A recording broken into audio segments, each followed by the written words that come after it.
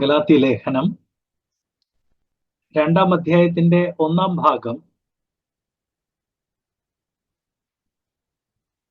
ക്രിസ്തീയ ശുശ്രൂഷയ്ക്ക് വേണ്ടി ദൈവം വിളിച്ച ആളുകൾ സഭയിലുള്ള ലീഡർഷിപ്പുമായിട്ട് സംസാരിക്കുകയും ആശയവിനിമയം ചെയ്യുകയും ഒരു പരസ്പര ധാരണയിൽ വരേണ്ടത് ആവശ്യമാണെന്ന് ദൈവവചനം ഓർപ്പിക്കുന്നു.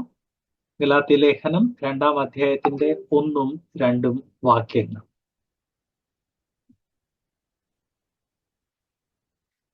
രണ്ടാമത്തെ സെക്ഷൻ, അങ്ങനെ നമ്മുടെ ശുശ്രൂഷ എന്ത് എന്ന് വ്യക്തമായിട്ട് സഭാ നേതൃത്വവുമായിട്ട് പങ്കിട്ടാൽ സഭാ നേതൃത്വത്തിന് കാര്യം മനസ്സിലാകുകയും ചെയ്യും. അവർ നമുക്ക് എല്ലാ രീതിയിലുമുള്ള പിന്തുണ നൽകുകയും ചെയ്യും എന്ന് നമ്മൾ വായിക്കുന്നു. വാക്യങ്ങൾ 2-ാം അധ്യായം 3-4 വാക്യങ്ങൾ. 2-ാം അധ്യായത്തിന്റെ 2-ാമത്തെ സെക്ഷനാണിത്. 2-ാമത്തെ സെക്ഷൻ വാക്യങ്ങൾ 3 തൊട്ട് 5 വരെ.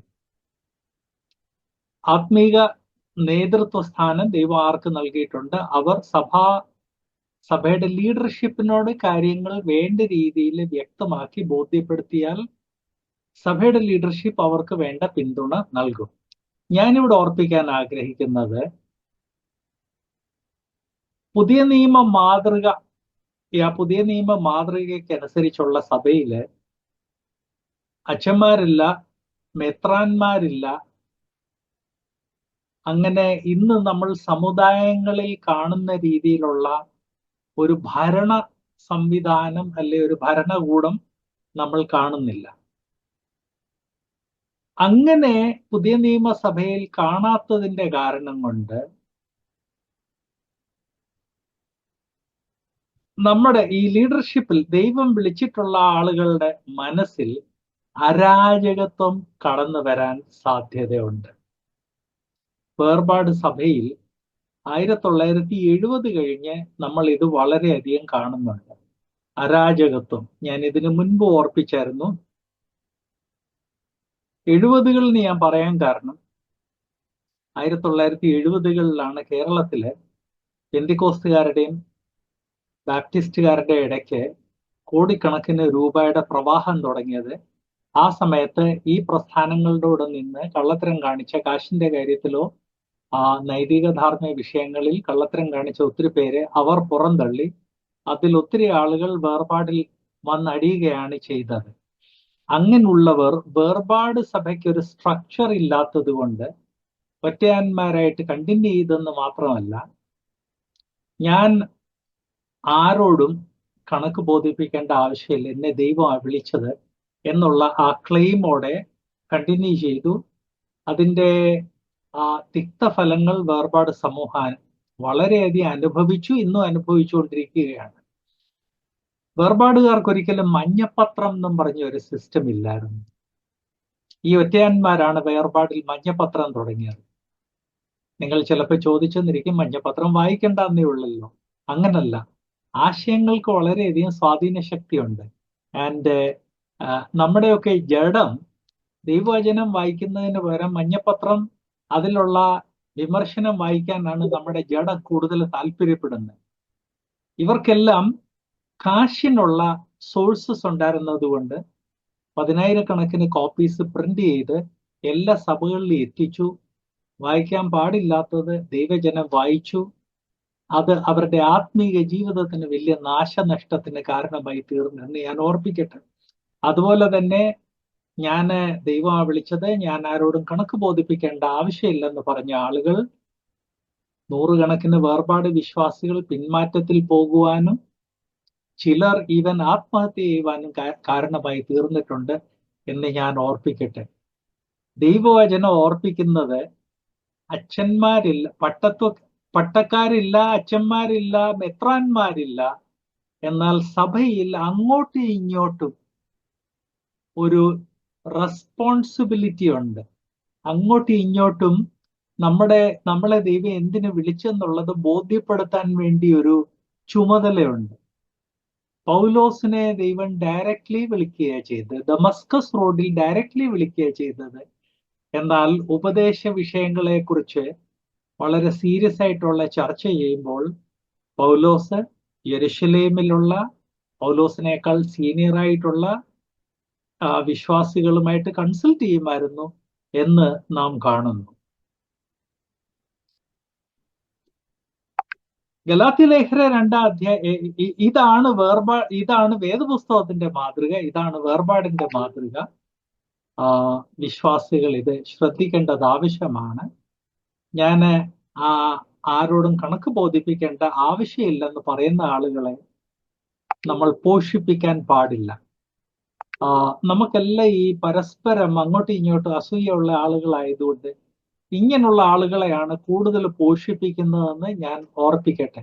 കാരണം ഒരുത്തനെ പാല് കൊടുത്ത് പോഷിപ്പിച്ചു കഴിഞ്ഞാൽ അവൻ സഭയിലുള്ള മറ്റുള്ളവർക്കെതിരെ എഴുതിക്കോളും. അത് ഒരിക്കലും ഉചിതമല്ല. വേർപാട് സഭയ്ക്ക് 70 തൊട്ട് വളരെയധികം ദോഷമുണ്ടായിട്ടുണ്ട്. ഇനിയുമെങ്കിലും ദൈവമക്കൾ ഈ കാര്യങ്ങൾ മനസ്സിലാക്കി ഇങ്ങനെയുള്ള ആളുകളെയും ഇങ്ങനെയുള്ള അവകാശവാദങ്ങളെയും ഇങ്ങനെയുള്ള പത്രങ്ങളെയും പോഷിപ്പിക്കരുത് എന്നുള്ള കാര്യം ഞാൻ ഓർപ്പിക്കട്ടെ. ഗലാത്യ ലേഖന 2-ാം അധ്യായത്തിന്റെ 3-4 വാക്യത്തിൽ നാം വായിക്കുന്നത്, എന്റെ കൂടെയുള്ള തീത്തോസ് യവനെങ്കിലും പരിച്ഛേദന ഏൽപ്പാൻ അവനെ ആരും നിർബന്ധിച്ചില്ല. പുതിയ നിയമസഭയിൽ പരിച്ഛേദനം ഒരു വിഷയമല്ല, ന്യായപ്രമാണം ഒരു വിഷയമല്ല. പുതിയ നിയമസഭയിൽ കൃപയിൽ കൂടെയാണ് നീതീകരണം എന്നുള്ള ഉപദേശം ഏറ്റവും വ്യക്തമായിട്ട് ആദ്യ തൊട്ടേ പ്രഖ്യാപിക്കപ്പെട്ടു വരുന്നു. അങ്ങനെ നീതീകരണം വിശ്വാസത്താലെയാണ് എന്നുള്ളത് വ്യക്തമായിട്ട് പ്രഖ്യാപിച്ചതിന്റെ കാരണം കൊണ്ട് തീത്തോസ് യവനനായിരുന്നു. എന്നാൽ അവൻ രക്ഷിക്കപ്പെട്ട് കഴിഞ്ഞപ്പോൾ തീത്തോസിനെ പരിച്ഛേദന ചെയ്യുവാൻ വേണ്ടി ആരും നിർബന്ധിച്ചില്ല. ഇവിടെ ഞാൻ ഓർപ്പിക്കട്ടെ, ഈ പെന്തിക്കോസ്ത് നാളിൽ പെട്ടെന്നൊരു ഷോക്കായിരുന്നു. പഴയ നിയമ ന്യായപ്രമാണം 1500 വർഷം യഹൂദന്മാരെ അടക്കി ഭരിച്ച ആ ന്യായപ്രമാണം, ആ ആകാശത്തു നിന്ന് അഗ്നി വന്നതോടെ ആ ന്യായപ്രമാണത്തിന്റെ കീഴിൽ നിന്ന് ആളുകൾ സ്വതന്ത്രരായി. അത് വലിയൊരു ഷോക്കായിരുന്നു. അതുകൊണ്ട് ഈ പുതിയ കൃപായുഗത്തിലുള്ള കാര്യങ്ങളൊക്കെ മനസ്സിലാക്കാൻ കുറച്ച് സമയമെടുത്തു. എന്നാൽ മനസ്സിലാക്കിയ ആളുകൾ അത് മനസ്സിലാക്കി മുന്നോട്ട് പോയി. അങ്ങനെയാണ് തീത്തോസ് യവനനായിരുന്നെങ്കിലും തീത്തോസ് രക്ഷയുടെ അനുഭവത്തിൽ വന്നപ്പോൾ ആരും നിർബന്ധിച്ചില്ല. ബട്ട് ആ അവസ്ഥ തുടർന്നില്ലെന്നുള്ളത് ദൈവാത്മാവ് ഓർപ്പിക്കുന്നു. 4-ാം വാക്യം പറയുന്നത്, അതോ നുഴഞ്ഞു വന്ന കള്ള സഹോദരന്മാർ നിമിത്തമായിരുന്നു. ഇത് ഈ കള്ള സഹോദരൻ എന്നുള്ള പദപ്രയോഗം ദൈവവചനമാണ് പറയുന്നത്. കള്ളന്മാരെന്നല്ല, പുറത്തുനിന്ന് വന്ന കള്ളന്മാരെന്നല്ല, സഹോദരന്മാരായിട്ട് നടിക്കുന്ന കള്ളന്മാർ, അതാണ് കള്ള സഹോദരന്മാർ. അവർ നമ്മെ അടിമപ്പെടുത്തേണ്ടതിന് ക്രിസ്തുയേശുവിൽ നമുക്കുള്ള സ്വാതന്ത്ര്യം ഒറ്റുനോക്കുവാൻ നുഴഞ്ഞു വന്നിരിക്കുന്നു. ഇവിടെ ദൈവവചനം വ്യക്തമാക്കുന്നത് സഹോദരന്മാര് എന്ന് പറഞ്ഞ് 1-ാം നൂറ്റാണ്ടിൽ തന്നെ ഗലാത്യ ലേഖനം എഴുതിയ സമയം തന്നെ ഏതാണ്ട് AD 40 ആയപ്പോഴത്തേക്ക് സഭയുടെ ഉള്ളിൽ നുഴഞ്ഞു കയറി വന്നിരുന്നു. സഭയ്ക്ക് ഈ പട്ടത്വ സഭകളിലുള്ളതുപോലെ ഒരു പൊതുഭരണം ഇല്ലാത്തത് കൊണ്ട് ഇങ്ങനെയുള്ള ആളുകൾക്ക് നുഴഞ്ഞു കയറാന് വളരെ എളുപ്പമാണ്. വന്നേച്ചാ മതി, അത് കഴിഞ്ഞ് ഞാൻ ഇന്നതാണെന്നങ്ങ് പറഞ്ഞേച്ചാ മതി. എന്നാൽ ദൈവവചനം ഓർപ്പിക്കുന്നത് അവർ കള്ള സഹോദരന്മാരാണ്. കള്ളന്മാരാണെങ്കിലും അവരെ യേശുക്രിസ്തുവിന്റെ ശരിയായ വിശ്വാസികളാണെന്നുള്ള കള്ള അവകാശവാദം ഉപയോഗിച്ച് നുഴഞ്ഞു കയറി വന്നതാണ്. ഈ നുഴഞ്ഞു കയറി വന്നതെന്ന് പറയാൻ കാരണം എന്താ? സഭയിലുള്ള സാധാരണ വിശ്വാസികൾ രക്ഷിക്കപ്പെട്ട് സ്നാനപ്പെട്ട് ഒരു പ്രാദേശിക സഭയുമായിട്ട് കൂട്ടായ്മയിൽ മുന്നോട്ട് പോകുന്നവരാണ്. നുഴഞ്ഞു കയറി വരുന്നതോ ഞാൻ അവിടെ വെച്ച് രക്ഷിക്കപ്പെട്ടു, ഇവിടെ വെച്ച് രക്ഷിക്കപ്പെട്ടു, ഇന്ന ആളിന്റെ കയ്യാലെ രക്ഷിക്കപ്പെട്ടു എന്ന് പറഞ്ഞ് രക്ഷയുടെ അനുഭവം പോലും ഇല്ലാത്ത ആളുകളാണ് ഇതിലെ ധാരാളം. ചിലർക്ക് ചിലപ്പോൾ രക്ഷയുടെ അനുഭവം ഉണ്ടായിരിക്കും, എന്നാൽ രക്ഷ പ്രാപിച്ചത് തന്നെ ഒരു വേണ്ട രീതിയിലല്ല, വേണ്ട മാനസാന്തരമല്ല. ഏതായാലും അവർക്ക് ഒറ്റ ഒരു ഐഡന്റിറ്റിയാണ് ദൈവവചനം പറയുന്നത്: കള്ള സഹോദരന്മാര്. കള്ള സഹോദരന്മാര് നോർമൽ സഹോദരന്മാര് വരുന്ന രീതിയിലല്ല, ഇവർ നുഴഞ്ഞ് കയറിയാണ് വരുന്നത്. ഇത് നുഴഞ്ഞു കയറി വരുന്നതിന്റെ പുറകെ ഒരു പ്രത്യേക കാരണമുണ്ടെന്നുള്ളത് ദൈവവചനം വ്യക്തമാക്കുന്നു. അവർ നമ്മെ അടിമപ്പെടുത്തേണ്ടതിന് ക്രിസ്തു യേശുവിൽ നമുക്കുള്ള സ്വാതന്ത്ര്യം ഒറ്റുനോക്കുവാൻ നുഴഞ്ഞു വന്നിരുന്നു. സോ ഈ നുഴഞ്ഞു വന്നിരിക്കുന്നത് നമ്മൾ പ്രത്യേകം ശ്രദ്ധിക്കണം. ഈ സഭകളിൽ ഒരു വ്യക്തി കടന്നു വരുന്നതിന് ഒരു സാധാരണ നമ്മൾ കാണുന്ന ഒരു എക്സാമ്പിൾ എന്ന് പറഞ്ഞാൽ, സുവിശേഷം കേൾക്കുന്നു, രക്ഷയുടെ അനുഭവത്തിൽ വരുന്നു, വിശ്വാസികളുമായിട്ട് കൂട്ടായ്മ ആചരിക്കുന്നു, അധികം താമസിക്കാതെ സ്നാനത്തെക്കുറിച്ചുള്ള തന്റെ ആഗ്രഹം പറയുന്നു, ആ ആഗ്രഹത്തിനനുസരിച്ച് വിശ്വാസികൾ ആ വ്യക്തിയെ സ്നാനപ്പെടുത്തുന്നു, അങ്ങനെ സ്നാനപ്പെടുത്തി കഴിഞ്ഞ് വിശ്വാസികളുമായിട്ട് കൂട്ടായ്മ ആചരിക്കുന്നു. എന്നാൽ ഇതല്ലാതെ വേറെ പല അബ്നോർമലായിട്ടുള്ള രീതിയിൽ ആളുകൾ സഭയിൽ വരാറുണ്ട്. അതിൽ ഓരോന്നും ഞാനിവിടെ പറയേണ്ട ആവശ്യമില്ല. ഈ ക്ലാസ്സിലുള്ളവരെല്ലാം നല്ല പക്വതയും പരിജ്ഞാനമുള്ള സഹോദര സഹോദരിമാരാണ്. നിങ്ങളുടെ ഒക്കെ സഭയിൽ വന്നിട്ടുള്ള ആളുകളെ, അല്ലെങ്കിൽ വേർപാട് സഭയിൽ വന്ന് കുഴപ്പക്കാരാണെന്ന് എവൻച്വലി മനസ്സിലായിട്ടുള്ള ആളുകൾ എങ്ങനെ വേർപാട് സഭയിൽ വന്നു എന്ന് ഒന്ന് പരിശോധിച്ചു കഴിഞ്ഞാൽ വ്യക്തമാകുന്നത്, സാധാരണ ഒരു വ്യക്തി വരുന്ന രീതിയിലല്ല ഇവർ സഭയിൽ പ്രവേശിച്ചത്. ഒരു കുടുംബത്തിൽ ഒരു കുട്ടി ജനിക്കുന്നത് അതിന് അതിൻ്റെതായ ഒരു, എല്ലാ കുടുംബങ്ങളിലും കോമൺ ആയിട്ട് നടക്കുന്ന കാര്യമാണ്. അതുപോലെ തന്നെ ഒരു സഭയിൽ ഒരു വിശ്വാസി വന്നു ചേരുമ്പോൾ അതിന് അതിൻ്റെതായ ഒരു, നമ്മളെല്ലാം കണ്ടു പരിചയിച്ചിട്ടുള്ള ഒരു സിസ്റ്റമാണ്. എന്നാൽ അങ്ങനെയുള്ള സിസ്റ്റമിനെ അട്ടിമറിച്ചിട്ട് നുഴഞ്ഞു കയറുന്ന ആളുകൾ സഭയിലുണ്ട്, നമ്മുടെ എല്ലാ സഭകളിലുണ്ട്, നമ്മൾ എല്ലാവരും കണ്ടിട്ടുണ്ട്. അത് ബേസിക്കലി അവർ വിശ്വാസികളല്ല, സഹോദരന്മാരല്ല, കള്ള സഹോദരന്മാരാണ് എന്ന് നമ്മൾ വ്യക്തമായിട്ട് മനസ്സിലാക്കണം. അവിടെ വരുന്ന ഒരു പ്രശ്നം, കേരള വേർപാടുകാരെന്ന് പറഞ്ഞ ഒരു പരിമിത സംഖ്യ വിശ്വാസികളാണ്. നമ്മളെല്ലാം വിവാഹ ബന്ധങ്ങളുടെ കാരണം കൊണ്ട് അങ്ങോട്ടും ഇങ്ങോട്ടും നൂഡിൽസ് പോലെ കുഴഞ്ഞു കിടക്കുകയാണ്. അപ്പൊ അതുകൊണ്ട് ചിലപ്പോൾ സഭയിലുള്ള ഒരു മൂപ്പനായിരിക്കും കുഴപ്പക്കാരനായ തൻ്റെ അളിയനെ ആ സഭയിൽ കൊണ്ടുവന്നത്, അല്ലെങ്കിൽ ആ സഭയിലുള്ള ഒരു പ്രധാനിയായിരിക്കും തൻ്റെ കുഴപ്പക്കാരനായ തൻ്റെ അനന്തരവനെ സഭയിൽ കൊണ്ടുവന്നത്. അങ്ങനെ ഈ നോർമലി വരുന്നതിന് പകരം നുഴഞ്ഞു കയറി വന്ന ആളുകൾക്ക് അവർ ആര് എന്ന് വ്യക്തമായിട്ടറിയാം, അവർ എന്തിനു വന്നു എന്നും വ്യക്തമായിട്ടറിയാം.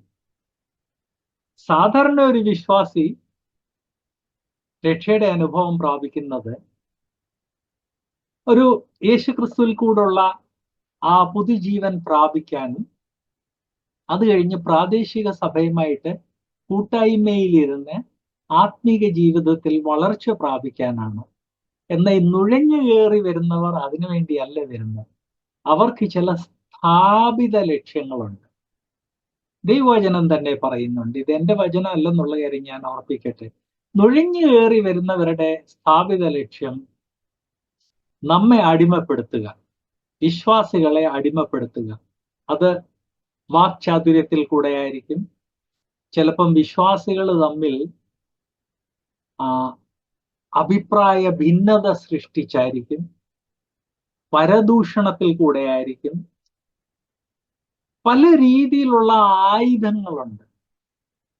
ഈ ആയുധങ്ങൾ ഉപയോഗിച്ചാണ് അവർ നമ്മെ അടിമപ്പെടുത്തുന്നത്. ക്രിസ്തു യേശുവിൽ നമുക്ക് നൽകിയിരിക്കുന്ന ആ സ്വാതന്ത്ര്യം നമ്മൾ അടിമത്വത്തിലേക്ക് കൺവേർട്ട് ചെയ്യാൻ പാടില്ല. അതിന് വളരെ ഇമ്പോർട്ടൻ്റ് ആയിട്ടുള്ള ഒരു കാര്യം, ആകാത്ത വേലക്കാരെ, ആകാത്ത സഹോദരന്മാരെ, കള്ള സഹോദരന്മാർ, ഇവരെ വ്യക്തമായിട്ട് മനസ്സിലാക്കി അവരിൽ നിന്ന് അകന്ന് നിൽക്കണം. അങ്ങനെ ഈ കള്ള സഹോദരന്മാരെ മനസ്സിലാക്കാൻ വേർപാട് സമൂഹത്തിന് വലിയ പരാജയം പറ്റിയിട്ടുണ്ട്. ആ പരാജയത്തിന്റെ കാരണം കൊണ്ട് ഇവരിൽ ധാരാളം ആളുകൾ നമ്മെ പല രീതിയിൽ അടിമകളാക്കിയിട്ടുണ്ട്. ഉദാഹരണം പറഞ്ഞാല്, ഹിന്ദു ദേവനായ പ്രജാപതിയെ വേർപാട് സമൂഹത്തിൽ വലിയ സ്ഥാനം പലർ നൽകിയിട്ടുണ്ട്. നമ്മളെ വിഗ്രഹങ്ങളുടെ അടിമയാക്കാൻ നോക്കി. പ്രാണിക് ഹീലിംഗ്, പൈശാചിക ശക്തികൾക്ക് നമ്മളെ അടിമകളാക്കാൻ വേണ്ടി നോക്കിയിട്ടുണ്ട്. യേശുക്രിസ്തു ഈ ലോകത്തിൽ വന്നപ്പോൾ താൻ ദൈവമല്ല എന്നായിരുന്നെന്നുള്ള ഉപദേശം, യഹോവ സാക്ഷികളുടെ ഉപദേശത്തിന് നമ്മളെ അടിമകളാക്കാൻ വേണ്ടിയുള്ള ഒരു ശ്രമമാണ്. ലൈഫ് റിന്യൂവൽ സെമിനാർ എന്ന് നിങ്ങൾ കേട്ടിട്ടുണ്ട്. ഞാൻ ആ വിഷയത്തെക്കുറിച്ച് എഴുതിയായിരുന്നു. പരിശുദ്ധാത്മാവിന്റെ നിറവിൽ, പരിശുദ്ധാത്മാവിന്റെ ശക്തി പ്രാപിച്ച്, പരിശുദ്ധാത്മാവിന്റെ ഫലം പുറപ്പെടുവിക്കുന്നതിന് പകരം മാനുഷ ജഡത്തിന്റെ ശക്തിയിൽ ജീവിച്ച് മാനുഷ ജഡത്തിന്റെ പ്രോത്സാഹനത്തിൽ ഫലം പുറപ്പെടുവിക്കുക, അതാണ് ലൈഫ് റിന്യൂവൽ സെമിനാർ. ഞാൻ ഇത് എടുത്തു പറയാൻ കാരണം ഈ വിഷയത്തിനെല്ലാം എതിരെ ഞാൻ ഫൈറ്റ് ചെയ്തിട്ടുള്ളതാ. അതിവിടെ ചിലർക്ക് ഓർമ്മയുണ്ടായിരിക്കും. എന്തുകൊണ്ട് ഫൈറ്റ് ചെയ്തു? ഇതെല്ലാം നുഴഞ്ഞ് കയറി വന്നവർ നമ്മുടെ ആത്മീക ജീവിതത്തിലെ പല മേഖലകൾ, ഒന്ന് സത്യദൈവത്തെ ആരാധിക്കുന്നത്, മറ്റൊന്ന് സാതാന്യ ശക്തികളെ മാറ്റി നിർത്തുന്നത്, മറ്റൊന്ന് യഹോവ സാക്ഷി പോലുള്ള ദുരുപദേശങ്ങൾ മാറ്റി നിർത്തുന്നത്, മറ്റൊന്ന് മനുഷ്യ ജഡത്തെ, ദൈവവചനം പറയുന്ന അതിനെ മരിപ്പിക്കണമെന്ന്, അതിന് പകരം അതിനെ പുനർജീവിപ്പിച്ച് അതിൻ്റെ അധീനതയിൽ നടക്കുക. ഇങ്ങനെയുള്ള പല രീതിയിലുള്ള പാടില്ലാത്ത ശക്തികൾക്ക് വിശ്വാസിയെ അടിമയാക്കാൻ വേണ്ടിയുള്ള ശ്രമങ്ങൾ വേർപാട് സമൂഹത്തിൽ ഏതാണ്ട് 1970 കഴിഞ്ഞ് നടന്നിട്ടുണ്ട്, ഇന്നും നടക്കുന്നുണ്ട്. ഈ ശക്തികൾ ഇങ്ങനെ നമ്മളെ അടിമപ്പെടുത്താൻ വേണ്ടി ശ്രമിക്കുന്നതിന് ഒരു പരിണിത ഫലം ഉണ്ടായിരിക്കുന്നത്, ഇന്ന് ആരെങ്കിലും തെറ്റ് പറഞ്ഞു കഴിഞ്ഞാൽ അത് തെറ്റെന്ന് പറയാനുള്ള ധൈര്യം വളരെ കുറവ് ആളുകൾക്കേ ഉള്ളൂ. ചെറുപ്പക്കാർ പറയുന്നത് ഞാൻ ചെറുപ്പക്കാരനാണ്, മുതിർന്നവർ പറയട്ടെ. മുതിർന്നവർ പറയുന്നത് പ്രായമായി കഴിഞ്ഞ് ഞാൻ ഇനി എന്തിനാണ് കുഴപ്പം ചെയ്യുന്നത്, അത് മറ്റുള്ളവർ പറയട്ടെ. അപ്പൊ എല്ലാവരും അവരവരുടെ കംഫർട്ട് സോണിൽ നിന്ന് ആരെന്ത് തിന്മ പഠിപ്പിച്ചാലും, തിന്മ പഠിപ്പിക്കുന്നവർ ഇരട്ടി ഉത്സാഹത്തോടെ അല്ലെ 10 ഇരട്ടി ഉത്സാഹത്തോടെ പഠിപ്പിക്കുമ്പോൾ നമ്മൾ വായടച്ചിരിക്കുകയാണ്. ഇത് ഇന്ന് തുടങ്ങിയതല്ല, AD 40 മുൻപ് തുടങ്ങിയതാണ്. ദൈവവചനം നമ്മൾ വ്യക്തമായിട്ട് മനസ്സിലാക്കണം. നുഴഞ്ഞു വന്ന കള്ള സഹോദരന്മാർ നിമിത്തം അവർ നമ്മെ പോഷിപ്പിക്കാനല്ല, അടിമപ്പെടുത്തേണ്ടതിന് ക്രിസ്തു യേശുവിൽ നമുക്കുള്ള സ്വാതന്ത്ര്യം ഉറ്റുനോക്കുവാൻ നുഴഞ്ഞു വന്നിരിക്കുന്നു. ബ്രദേഴ്സ് ആൻഡ് സിസ്റ്റേഴ്സ്, ഇന്നും നാം ജാഗ്രത പാലിക്കേണ്ടത് ആവശ്യമാണ്. കാരണം നുഴഞ്ഞു വരുന്ന കള്ള സഹോദരന്മാരുടെ സംഖ്യ ഓരോ ദിവസവും വർദ്ധിച്ചുകൊണ്ടിരിക്കുകയാണ്. വിശ്വാസികൾക്ക് നന്മയും തിന്മയും തമ്മിലുള്ള പരിജ്ഞാനം കുറയും തോറും ഇവരുടെ നുഴഞ്ഞുകയറ്റം വർദ്ധിച്ചുകൊണ്ടേ ഇരിക്കത്തുള്ളൂ. ക്രിസ്തീയ വിശ്വാസം ആത്മീക സ്വാതന്ത്ര്യത്തെ നൽകുന്ന വിശ്വാസമാണ്. എന്നാൽ ഇവർ നമ്മളെ അടിമപ്പെടുത്തേണ്ടതിന് വേണ്ടിയാണ് നുഴഞ്ഞു കയറുന്നത് എന്നുള്ളത് വ്യക്തമായിട്ട് മനസ്സിലാക്കണം. ഈ വിഷയം ദൈവവചനം ആവർത്തിച്ചു പറയുന്നു. അത് നമ്മൾ മനസ്സിലാക്കണം. ദുരുപദേശം ചിലപ്പം വിശ്വാസികൾ ചിലപ്പോൾ പറഞ്ഞു തന്നിരിക്കും, ആ ദുരുപദേശം കേട്ട് കഴിഞ്ഞാൽ മനസ്സിലാകത്തില്ല. മറ്റു ചിലർ പറയും ഉപദേശം അങ്ങ് പഠിപ്പിച്ചാൽ മതി, അതോടെ ദുരുപദേശം ആളുകൾക്ക് മനസ്സിലാകും. ആകത്തില്ല. ഇന്ത്യയിലെ നോട്ടുകൾ അച്ചടിക്കുന്നത് റിസർവ് ബാങ്കാണ്. റിസർവ് ബാങ്കിലെ ടോപ്പ് ഓഫീസേഴ്സിനല്ലേ ശരിയായ നോട്ട് അതിന്റെ ലക്ഷണങ്ങൾ എന്തെന്നറിയാം. കുറെ സമയം മുൻപ് എറണാകുളത്ത് 500-ന്റെ കള്ളനോട്ടുകൾ പിടിച്ചത് റിസർവ് ബാങ്ക് ഓഫ് ഇന്ത്യയുടെ ഓഫീസേഴ്സിനെ പോയി കാണിച്ചിട്ട് അവർക്ക് പോലും ഇത് കള്ളനോട്ടോ എന്ന് പറയാൻ സാധിച്ചില്ലെങ്കിൽ അത് പിടിച്ചത് എങ്ങനെ? പിടിച്ചതിനൊരു കാരണമുണ്ട്. അത് ഒരു തട്ടിപ്പ് ഗ്യാങ്ങിന്റെ കയ്യിൽ നിന്നാണ് പിടിച്ചത്. പിടിച്ചു കഴിഞ്ഞപ്പോൾ അത് കള്ളനോട്ടാണെന്ന് അവർ സമ്മതിച്ചു. എന്നാൽ ഈ പിടിച്ച ഓഫീസേഴ്സ് പരിശോധിച്ചിട്ട് അവർക്ക് കള്ളനോട്ടാണെന്നുള്ളതിന്റെ തെളിവൊന്നും കിട്ടിയില്ല. അടുത്തുള്ള ബാങ്കിൽ കൊടുത്തപ്പോൾ അവർക്ക് മനസ്സിലായില്ല. ഒടുവിൽ എറണാകുളത്തുള്ള റിസർവ് ബാങ്കിന്റെ ബ്രാഞ്ചിൽ കൊണ്ടുപോയിട്ട് അവർക്ക് മനസ്സിലായില്ല. അപ്പം ശരിയായ നോട്ട് എന്ന് അങ്ങ് പഠിപ്പിച്ചു കഴിഞ്ഞാൽ കള്ളനോട്ട് മനസ്സിലാകും എന്നുള്ളത് അത് സത്യമല്ല, അതൊരു മിഥ്യയാണ്. അതുപോലെ തന്നെ ഉപദേശം അങ്ങ് പഠിപ്പിച്ചാൽ മതി, ദുരുപദേശത്തെ കുറിച്ച് മിണ്ടേണ്ട ആവശ്യമില്ല. ദുരുപദേശ ആളുകളുടെ മുൻപിൽ ഇത് ഇന്ന ദുരുപദേശം എന്ന് പറയേണ്ട ആവശ്യമില്ല, അതവർക്ക് മനസ്സിലാക്കിക്കോളൂ എന്നുള്ള ഒരു മിഥ്യ. കാരണം ദുരുപദേശം പഠിപ്പിക്കുന്നവർ എന്നും അത് വളരെ ആകർഷകമായ രീതിയിലാണ് പ്രസന്റ് ചെയ്യുന്നത്. അതൊരു അക്കരപ്പച്ചയായിട്ട് അയലോക്കത്തെ ഗാർഡനിലുള്ള അയലോക്കത്തെ പുൽപ്പുറത്തിന് പച്ചപ്പ് കൂടുതലാണെന്ന് പറയുന്നത് ദുരുപദേശങ്ങൾക്ക് വേണ്ടി അത് സത്യമാണ്. എല്ലാ ദുരുപദേശങ്ങളെ കുറിച്ചും അത് സത്യമാണ്. അതുകൊണ്ട് പെട്ടെന്ന് മനസ്സിലാകും എന്നൊന്നും ചിന്തിക്കരുത്. അപ്പോസ്തലപ്രവൃത്തി 15-ാം അധ്യായത്തിന്റെ 1-2 വാക്യങ്ങളിൽ നാം വായിക്കുന്നത്, അപ്പോസ്തലപ്രവൃത്തി 15-ന്റെ 1-2 വാക്യങ്ങളിൽ യഹൂദിയയിൽ നിന്ന് ചിലർ വന്നു, നിങ്ങൾ മോശ കൽപ്പിച്ച ആചാരമനുസരിച്ച് പരിച്ഛേദന ഏൽക്കാഞ്ഞാൽ രക്ഷ പ്രാപിക്കാൻ കഴിയില്ല എന്ന് സഹോദരന്മാരെ ഉപദേശിച്ചു. കള്ള സഹോദരന്മാർ. വിശ്വാസത്താലെ നീതീകരിക്കപ്പെട്ട വിശ്വാസികളോട് നിങ്ങൾ ഇന്നതൂടെ ചെയ്തില്ലേ രക്ഷ പ്രാപിക്കാൻ കഴിയത്തില്ല എന്ന് ഉപദേശിച്ചു. പൗലോസിനും ബർന്നബാസിനും അവരോട് അല്പമല്ലാത്ത വാദവും തർക്കവും ഉണ്ടായിട്ട് പൗലോസും ബർന്നബാസും അവരിൽ മറ്റു ചിലരും ഈ തർക്ക സംഗതിയെ പറ്റി യെരുശലേമിൽ അപ്പോസ്തലന്മാരുടെയും മൂപ്പന്മാരുടെ അടുക്കൽ പോകണം എന്ന് നിശ്ചയിച്ചു. ഇവിടെ 2 കാര്യങ്ങൾ ഞാൻ 2-3 കാര്യങ്ങൾ ഓർപ്പിക്കട്ടെ. കള്ള സഹോദരന്മാരും കള്ളന്മാരല്ലാത്ത അല്ലെ ശരിയായ സഹോദരന്മാരും തമ്മിലുള്ള അന്തരം അവരുടെ വർത്താനത്തിൽ നിന്നോ അവരുടെ അപ്പിയറൻസിൽ നിന്നോ പേരിൽ നിന്നോ ഒന്നും മനസ്സിലാകത്തില്ല. മനസ്സിലാകുന്ന ഒറ്റ ഒരു കാര്യത്തിൽ നിന്ന്,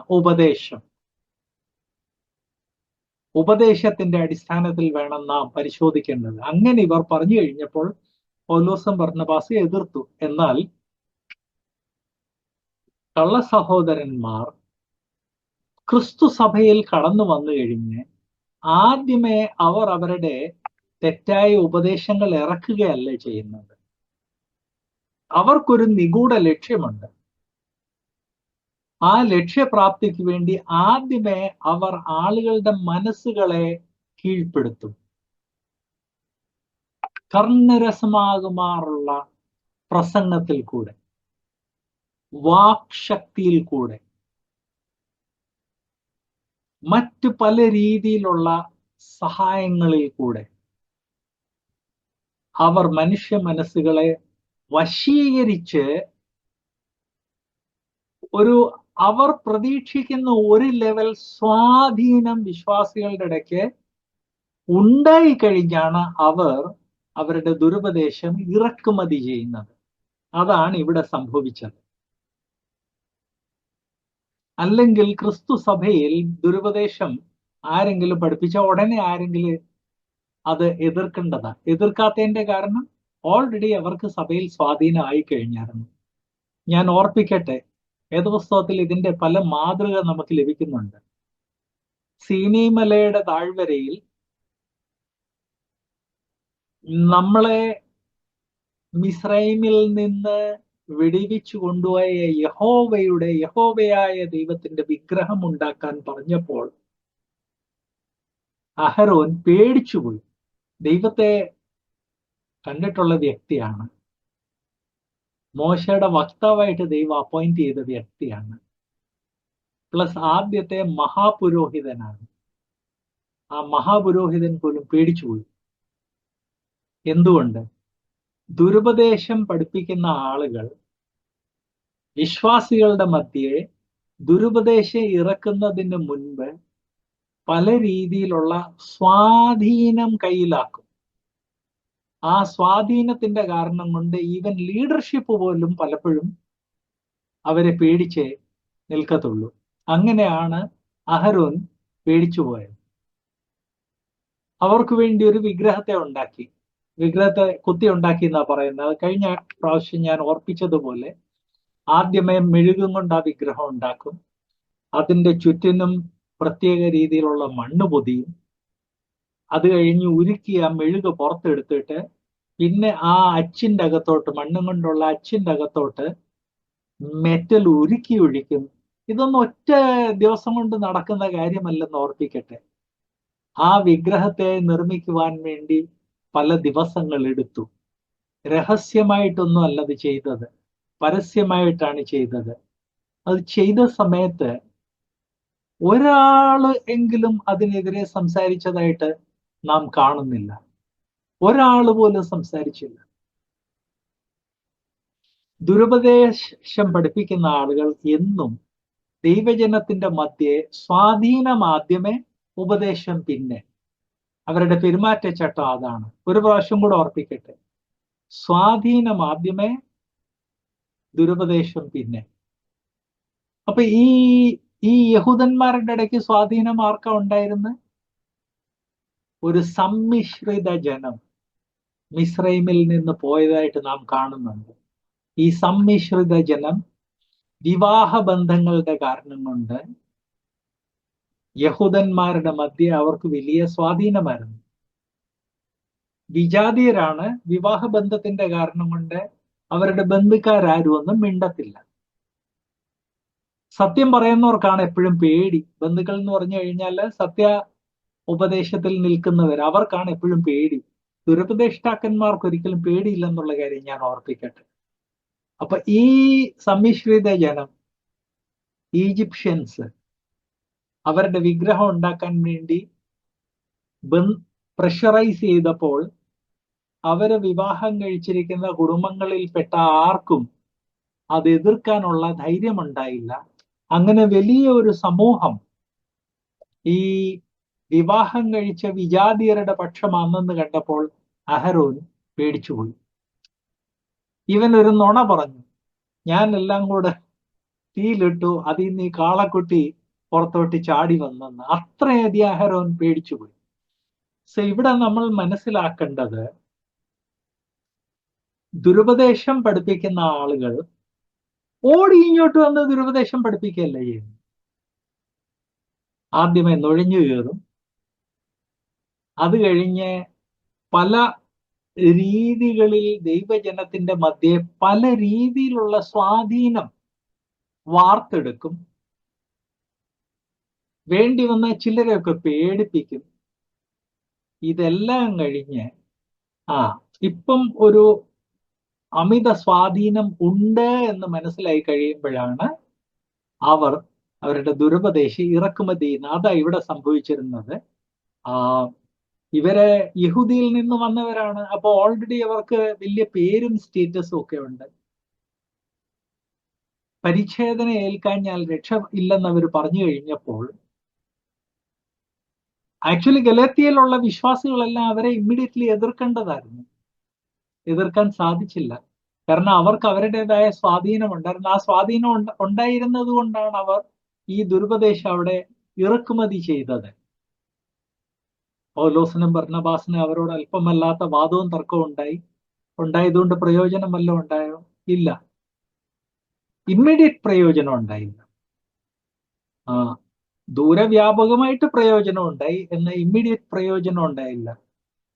ഇത് വിശ്വാസികൾ മനസ്സിലാക്കേണ്ടത്, നുഴഞ്ഞ് കയറി വരുന്ന കള്ള സഹോദരന്മാരുടെ സ്വാധീനം അത്രയധികമാണ്.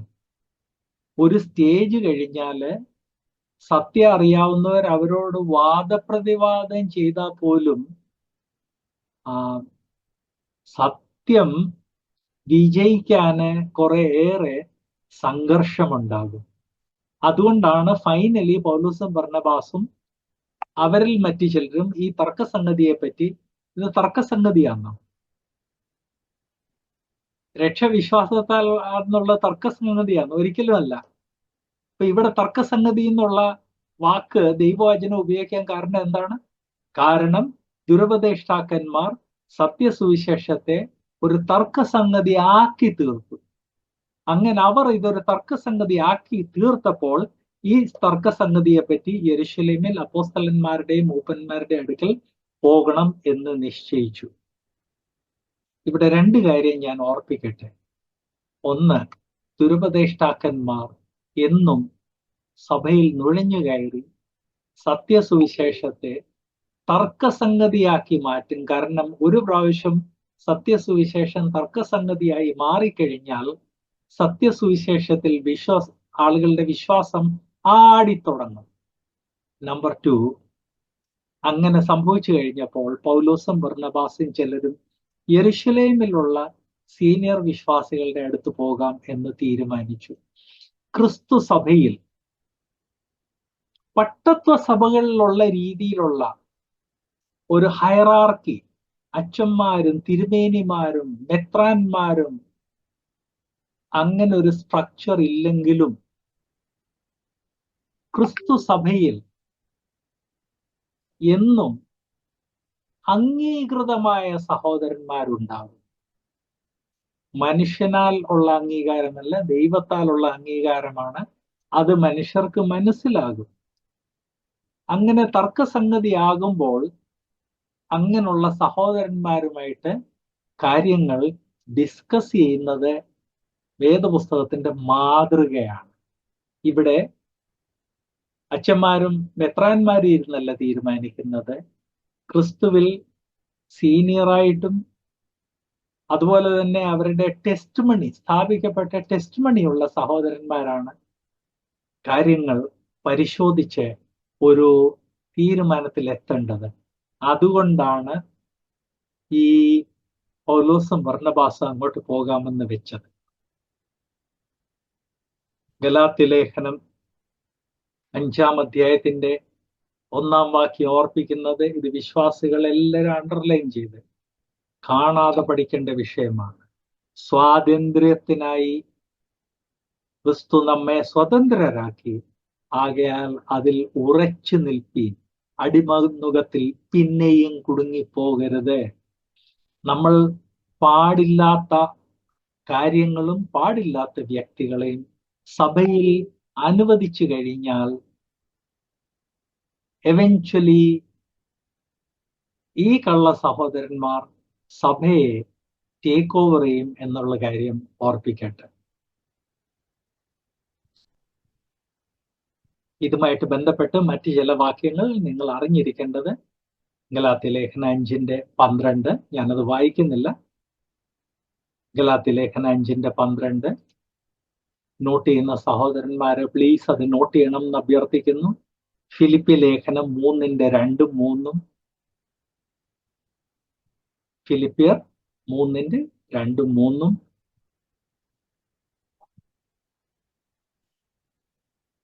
കൊലോസ്യ ലേഖനം 2-ാം അധ്യായത്തിന്റെ 16, 17.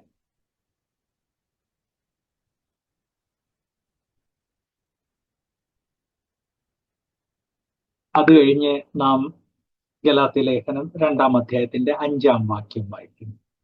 ഗലാത്യലേഖനം 2-ാം അധ്യായത്തിന്റെ 5-ാം വാക്യം ഞാൻ ഓർപ്പിച്ചതുപോലെ ഗലാത്യലേഖനം 2-ാം അധ്യായത്തിന്റെ 3-5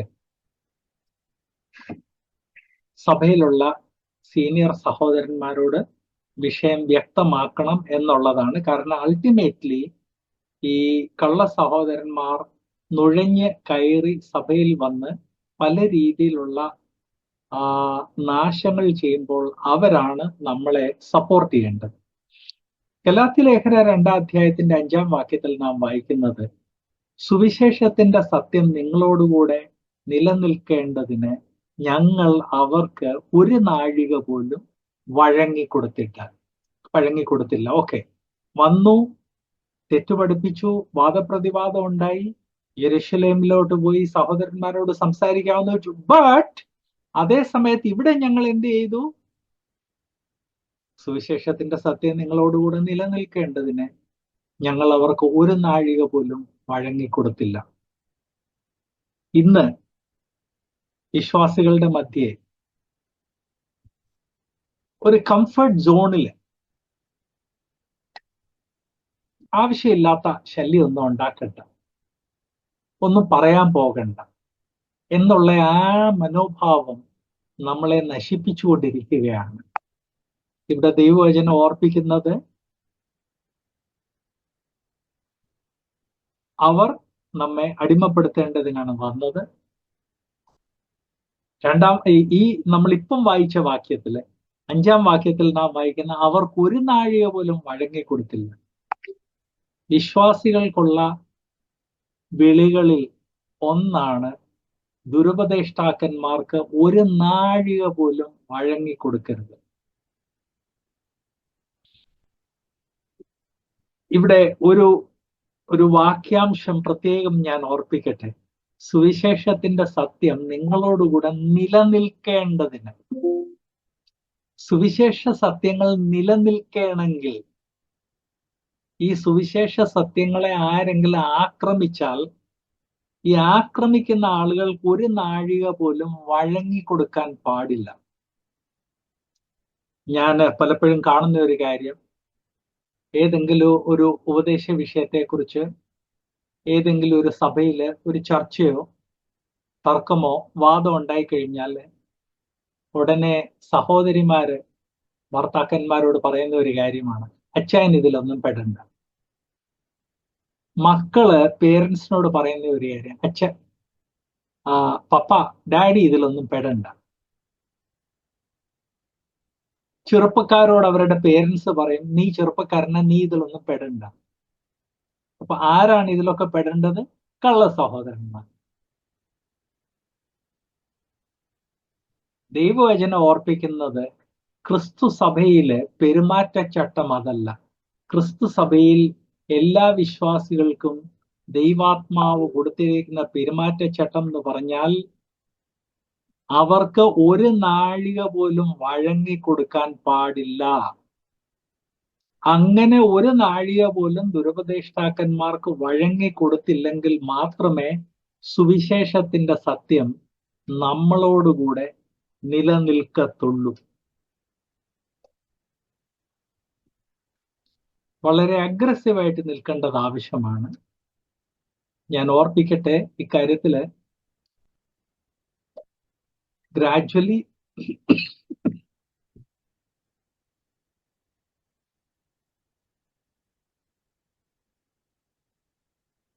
നമ്മുടെ മധ്യേ കോംപ്രമൈസ് വർദ്ധിച്ചു വരുവാണ്. ഏതെങ്കിലും ഒരു വിഷയത്തെക്കുറിച്ച് ഒരു ചർച്ച ഉണ്ടായിക്കഴിഞ്ഞാൽ, സഹോദരന്മാരെ, നിങ്ങൾ രണ്ടുപേരും വിശ്വാസികളാ, നമുക്ക് വേണ്ടപ്പെട്ടവരാണ്, അതുകൊണ്ട് നമുക്ക് ഈ രീതിയിൽ അങ്ങ് പോകാം. ആ രീതിയിലുള്ള സംസാരം വളരെ കോമൺ ആയിട്ട് വന്നിരിക്കുകയാണ്. ഞാൻ പഠിപ്പിച്ചുകൊണ്ടിരുന്ന ഒരു ബൈബിൾ സ്കൂളിൽ ഒരു പ്രാവശ്യം ചില സാർമാര് ദുരുപദേശം പഠിപ്പിക്കുന്നല്ലോ എന്ന് ചില സാർമാർ പോയിന്റ് ഔട്ട് ചെയ്ത് കഴിഞ്ഞപ്പോൾ അവിടെയുള്ള സീനിയേഴ്സ് ഉടനെ പറഞ്ഞത്, സാർമാർ അവരുടെ ഇഷ്ടപ്രകാരം പഠിപ്പിക്കട്ടെ, കുട്ടികൾ അവർക്ക് ഇഷ്ടമുള്ളത് തിരഞ്ഞെടുക്കട്ടെ. ഇതല്ല ദൈവവചനത്തിന്റെ മാതൃക. ഒരാൾ ദുരുപദേശം പഠിപ്പിക്കുന്നതെന്ന് ഒരു വ്യക്തി പോയിന്റ് ഔട്ട് ചെയ്ത് കഴിഞ്ഞാൽ പിന്നെ അവന്റെ ഇഷ്ടപ്രകാരം നുഴഞ്ഞു കയറി വന്നവൻ പഠിപ്പിക്കട്ടെ എന്നല്ല, നുഴഞ്ഞു കയറി വന്നവനെ വാണിംഗ് കൊടുത്തിട്ട് ആ ടീച്ചിങ് നിർത്താൻ തയ്യാറല്ലെങ്കിൽ അതിനെ ബൈബിൾ സ്കൂളിൽ നിന്ന് പുറത്താക്കുകയാണ് വേണ്ടത്. കുട്ടികൾ അവർക്ക് ഇഷ്ടമുള്ളത് തിരഞ്ഞെടുക്കട്ടെ എന്ന് പറഞ്ഞു കഴിഞ്ഞാൽ കുട്ടികൾ അവരെ തന്നെ പഠിപ്പിക്കുകയല്ല ചെയ്യുന്നത്. പഠിപ്പിക്കേണ്ട ആളുകളാണ് കുട്ടികളെ സത്യം പഠിപ്പിക്കേണ്ടത്. എന്നാൽ നമ്മളിപ്പോ കംഫർട്ട് സോണിലായി പോയത് കൊണ്ട് ഇങ്ങനെയുള്ള കാര്യങ്ങൾ നമ്മൾ കേൾക്കുന്നത് വർദ്ധിച്ചു വരികയാണ്.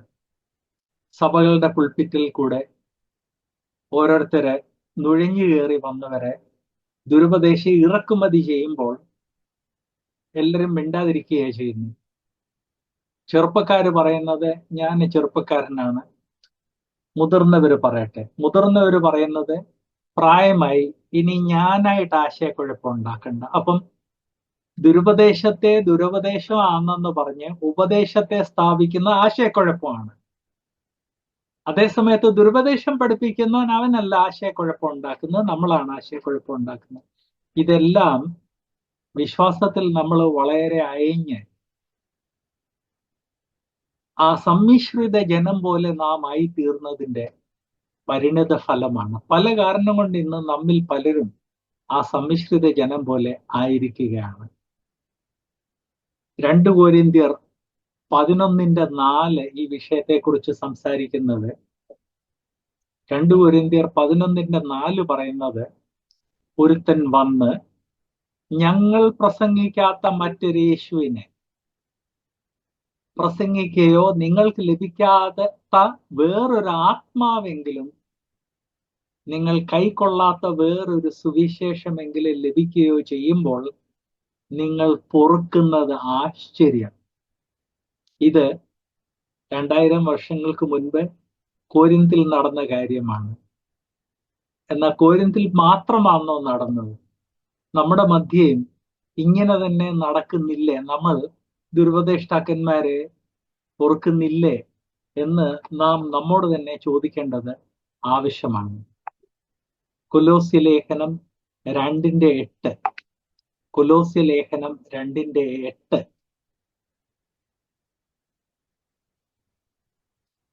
തത്വജ്ഞാനവും വെറും വഞ്ചനയും കൊണ്ട് ആരും നിങ്ങളെ കവർന്നു കളയാതിരിപ്പാൻ സൂക്ഷിപ്പീൻ. അത് മനുഷ്യരുടെ സമ്പ്രദായത്തിന് ഒത്തവണ്ണം, ലോകത്തിന്റെ ആദ്യ പാഠങ്ങൾക്ക് ഒത്തവണ്ണം അല്ലാതെ ക്രിസ്തുവിനെ ഒത്തവണ്ണം അല്ലല്ലോ, ഒത്തവണ്ണം ഉള്ളതല്ല. തത്വജ്ഞാനം സാധാരണ ഫിലോസഫിയെ കുറിച്ച് നിങ്ങൾ പെട്ടെന്ന് പറഞ്ഞു നിരിക്കും, ജോൺസൺ ബ്രദറെ എനിക്ക് ഫിലോസഫി അറിയത്തുമില്ല, നമ്മുടെ സഭകളിലൊന്നും ആരും ഫിലോസഫി ഇറക്കുന്നില്ല. അങ്ങനല്ല. ഈ ഫിലോസഫി എന്ന് പറഞ്ഞാല് മനുഷ്യന് മനസ്സിലാകാത്ത കാര്യങ്ങളല്ല ഫിലോസഫി. അത് വലിയൊരു തെറ്റിദ്ധാരണയാണ്. ഫിലോസഫി എന്ന് പറഞ്ഞാല് ഏതാശയവും നമ്മുടെ മധ്യേ ഇറക്കുന്നത്. ഫോർ എക്സാമ്പിൾ, ത്രിത്വം മനുഷ്യന് മനസ്സിലാക്കാൻ സാധിക്കത്തില്ല. അതുകൊണ്ട് നമ്മൾ ത്രിത്വത്തിൽ വിശ്വസിക്കേണ്ട ആവശ്യമില്ല. അതൊരു ഫിലോസഫിയാണ്. ഫിലോസഫി എന്ന് പറഞ്ഞു കഴിഞ്ഞാൽ പ്ലാറ്റോ ആൻഡ് അരിസ്റ്റോട്ടിൽ അല്ലെങ്കിൽ നീച്ചെ ഇവർ പഠിപ്പിച്ചതല്ല മാത്രമല്ല ഫിലോസഫി. ഇത് നമുക്ക് മനസ്സിലാകത്തില്ല, നമ്മൾ വിശ്വസിക്കേണ്ട ആവശ്യമില്ല. അതും ഫിലോസഫിയാണ്. ദൈവവചനം ഓർപ്പിക്കുന്ന തത്വജ്ഞാനവും വെറും വഞ്ചനയും കൊണ്ട്. അങ്ങനെ രണ്ടും കൂടെ ഒന്നിച്ചു പറഞ്ഞതിന്റെ കാരണം എന്താണ്? വിശ്വാസികളുടെ മധ്യേ ഈ നുഴഞ്ഞു കയറി വരുന്ന സഹോദരന്മാർ പഠിപ്പിക്കുന്നത് പല ഡയറക്റ്റ് വഞ്ചനയാണ്. മറ്റു ചിലത് തത്വജ്ഞാനത്തിൽ കൂടെയുള്ള വഞ്ചനയാണ്. മറ്റു ചിലത് തത്വജ്ഞാനവും വഞ്ചനയും കൂടെ ചേർത്തുള്ള വഞ്ചനയാണ്. അതുകൊണ്ട് ആരും നിങ്ങളെ കവർന്നു കളയാതിരിപ്പാൻ സൂക്ഷിപ്പിക്കും. കവർന്നു കളയുക എന്ന് പറഞ്ഞാൽ സ്ലോലി സ്ലോലി സ്ലോലി ഒരു വ്യക്തിയെ വിശ്വാസത്തിൽ നിന്ന് മാറ്റുന്നതാണ്. അത് മനുഷ്യന്റെ സമ്പ്രദായത്തിന് ഒത്തവണ്ണം, ലോകത്തിന്റെ ആദ്യ പാഠങ്ങൾക്ക് ഒത്തവണ്ണം അല്ലാതെ ക്രിസ്തുവിനെ ഒത്തവണ്ണമുള്ളതല്ല. 1 തിമോത്തിയോസ് 1:3-4 നാം വായിക്കുന്നത്, 1 തിമോത്തിയോസ് 1:3-4, അന്യഥാ ഉപദേശിക്കരുതെന്നും വിശ്വാസം എന്ന ദൈവവ്യവസ്ഥയ്ക്ക് അല്ല, തർക്കങ്ങൾക്ക് മാത്രം ഉതകുന്ന കെട്ടുകഥയും അന്തമില്ലാത്ത വംശാവലികളെയും ശ്രദ്ധിക്കരുതെന്നും ചിലരോട് ആജ്ഞാപിക്കേണ്ടതിന് നീ എഫെസോസിൽ താമസിക്കണമെന്ന് ഞാൻ മക്കെദോന്യയ്ക്ക് പോകുമ്പോൾ അപേക്ഷിച്ചതുപോലെ ഇപ്പോഴും ചെയ്യുന്നു. അന്യഥാ ഉപദേശിക്കരുത്. തർക്കങ്ങൾക്ക് മാത്രം ഉതകുന്ന കെട്ടുകഥകൾ. ഈ കെട്ടുകഥകൾക്ക് വിശ്വാസികൾ അമിത പ്രാധാന്യം കൊടുക്കുന്നു. ഞാനത് എപ്പോഴും ഞാൻ ആ കാര്യം ഓർക്കാറുണ്ട്. ഇന്ന് വാട്സാപ്പ് നമ്മുടെ എല്ലാം ദൈവമായി മാറിയിരിക്കുവാണല്ലോ. രാവിലെ എഴുന്നേൽക്കുമ്പോൾ ആദ്യം പലര് വാട്സാപ്പാണ് നോക്കുന്നത്. വാട്സാപ്പില് വൃഥാ കഥകളെ കുറിച്ച് ചർച്ച ചെയ്യുന്ന പല ഗ്രൂപ്പ്സ് ഉണ്ട്. അങ്ങനെയുള്ള പല ഗ്രൂപ്പ്സ് എന്നെ അങ്ങോട്ടങ്ങ് ചേർക്കാറുണ്ട്. ഒരു ദിവസം 200, 400, 600, ഈയിടെ ഞാൻ എണ്ണി ഒരു ദിവസം 1100 പോസ്റ്റാ വന്നു. എന്താണ്? വെറും കെട്ടുകഥ. അതിന് ആളുകൾക്ക് സമയമുണ്ട്. സമയമില്ലെന്ന് കംപ്ലൈന്റ് ചെയ്യുന്ന ആളുകൾ സമയമുണ്ട്, എനർജി ഉണ്ട്, എഴുതാനുള്ള കഴിവുണ്ട്, എല്ലാമുണ്ട്. എന്നാൽ ഈ കെട്ടുകഥകൾ ചർച്ച ചെയ്യുന്നതും വൃഥാവാദ പ്രതിവാദം ചെയ്യുന്ന ഗ്രൂപ്പ്സിൽ എത്ര സമയം ചെലവഴിച്ച് എത്ര സമർപ്പണത്തോടെ ആളുകൾ എഴുതുന്നത്, ആ രീതിയിൽ ഉപദേശം ചർച്ച ചെയ്യുന്ന ഗ്രൂപ്പ്സിൽ എഴുതാറുണ്ടോ? ഇല്ല. ബ്രദറൻ സ്പിരിച്വൽ ട്രൂത്ത് എന്നും പറഞ്ഞ ഒരു ഗ്രൂപ്പ് ഉണ്ട്. മണിയും പതിരും എന്ന് പറഞ്ഞ ഒരു ഗ്രൂപ്പ് ഉണ്ട്. ഈ ഗ്രൂപ്പ് ഒക്കെ സ്റ്റാർട്ട് ചെയ്തത് ഉപദേശം ചർച്ച ചെയ്യാനാണ്. ആ ഗ്രൂപ്പിലൊക്കെ ഉപദേശത്തിന് പകരം ആളുകൾ കൊണ്ടുപോയി നോട്ടീസ് പോസ്റ്റ് ചെയ്യുക. കാരണം ഉപദേശം ചർച്ച ചെയ്യാൻ ആളില്ല, നയിക്കാനും ആളില്ല, അതിനോട് വേണ്ട രീതി പ്രതികരിക്കാനും ആളില്ല. അതേ സമയത്ത് ത്രിത്വത്തെ എതിർക്കാൻ വേണ്ടി ഒരു ഗ്രൂപ്പ് ആരെങ്കിലും തുടങ്ങിക്കഴിഞ്ഞ രാവിലെ തൊട്ട് വൈകുന്നവരെ വിശ്വാസികൾ എഴുതിക്കൊണ്ടേയിരിക്കും. ഇത് തന്നെയാണ് ദൈവവചനം പറയുന്നത്. വിശ്വാസം എന്ന ദൈവ വ്യവസ്ഥയ്ക്കല്ല, തർക്കങ്ങൾക്ക് മാത്രം ഉതകുന്ന കെട്ടുകഥകളെയും അന്തമില്ലാത്ത വംശാവലികളെയും ശ്രദ്ധിക്കരുതെന്ന് ചിലരോട് ആജ്ഞാപിക്കുക. ഇത് ബ്രദേഴ്സ്, ഇതുകൊണ്ട് യാതൊരു ആത്മീക വളർച്ച ഉണ്ടാകത്തില്ല. ഇത് ആത്മീയ ജീവിതത്തെ തളർത്ത് കളയുകയുള്ളൂ. ഈ കാര്യങ്ങൾ നമ്മൾ വളരെ ക്ലിയർ ആയിട്ട് മനസ്സിലാക്കണം. എന്നാൽ ഇവിടെ ആക്ച്വലി ഈ വാക്യങ്ങൾ 3 തൊട്ട് 5 ഇതിൽ 2 വിഷയങ്ങൾ നമ്മൾ കണ്ടു. ഒന്ന്, ദൈവം നമ്മളെ എന്തിനു വേണ്ടി വിളിച്ചു, അത് നമ്മൾ സഭയിലുള്ള സീനിയേഴ്സിനെ ബോധ്യപ്പെടുത്തണം. അത് ചിലപ്പോൾ സഭയിലുള്ള മൂപ്പന്മാരായിരിക്കും, ബൈബിൾ ടീച്ചേഴ്സ് ആയിരിക്കും, അത് ആരാണെന്നുള്ളത് ഓരോ സാഹചര്യത്തിനനുസരിച്ചിരിക്കും. അതേ സമയത്ത് അവരുടെ സഹായത്തോടെ ദുരുപദേശം ഖണ്ഡിക്കാൻ വേണ്ടി ശ്രമിക്കണം. അതേ സമയത്ത് ഈ ആവശ്യമില്ലാത്ത വാദപ്രതിവാദവും തർക്കവും ഒക്കെ ചെയ്യുന്ന ആളുകളും ദുരുപദേശം പഠിപ്പിക്കുന്നവരെ ഒരു നിമിഷം പോലും നാം പൊറുക്കരുത് എന്ന് ദൈവവചനം ഓർപ്പിക്കുന്നു. ഈ കാര്യങ്ങൾ മനസ്സിലാക്കാൻ ദൈവാത്മാവ് നമ്മിൽ എല്ലാവരെയും സഹായിക്കട്ടെ.